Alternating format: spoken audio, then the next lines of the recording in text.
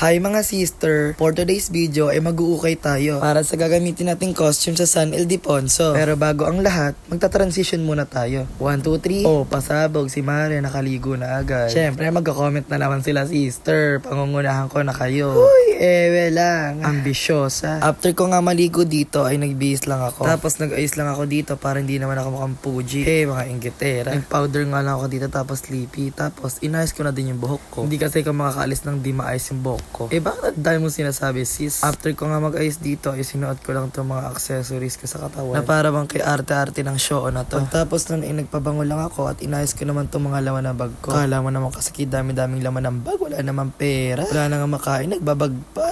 After naman nun ay nag-outfit check lang ako dito kahit pangit naman yung suot ko. Tapos lumabas na din ako kasi sabi nila papunta na daw sila pero nakalipas na ang 336 hours wala pa rin sila. Inabot na nga ako ng dilim kakaintay sa labas ng gate. Yung OTW kasi ng mga sister ko gumagayak pala, Diyos ko. At makalipas nga ang isang dekada ay buti na lang dumating na mga sister ko. At bumiyahe na nga kami papuntang Baliwag. Dinaanan rin namin si Ate Jasmine sa BSU. At nang makarating na kami sa Baliwag ay dinaanan lang namin ang Kambal tsaka si Yuri bago kami dumiretso sa Ukayan. Nandito na nga kami sa first stop namin na Ukayan. Bibili sana ako dyan kaso sobrang mamahal. Kala mong ginto yung mga ukay nila, kay babaho naman.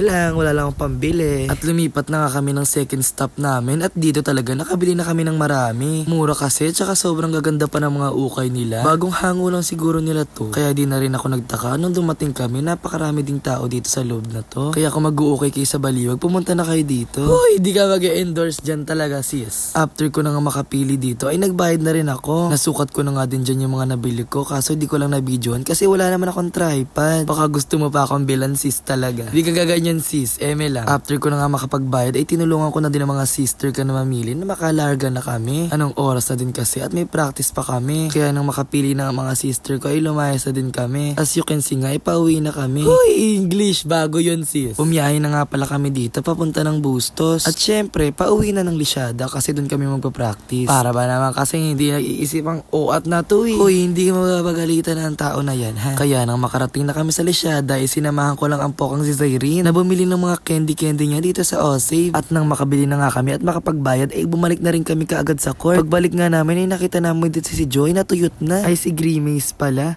Ay si Simon pala. Si sister naman kasi kung ano nang pinagsususuot. At makalipas nga ang mga katarantadunan namin sa buhay ay nag-practice na rin kami. Last practice na rin kasi namin to here at Lisyada City. Nag-rehearsal nga lang kami ng ilang beses dito para perfect na namin yung sayaw. At syempre nag-MM nagturo na naman tayo dito ng mga kung ano-anong step. At makalipas ang ilang oras ay natapos na rin kami mag-practice kasi anong oras na din. Kaya after nun ay umuwi na rin kami. Hanggang sa susunod ulit.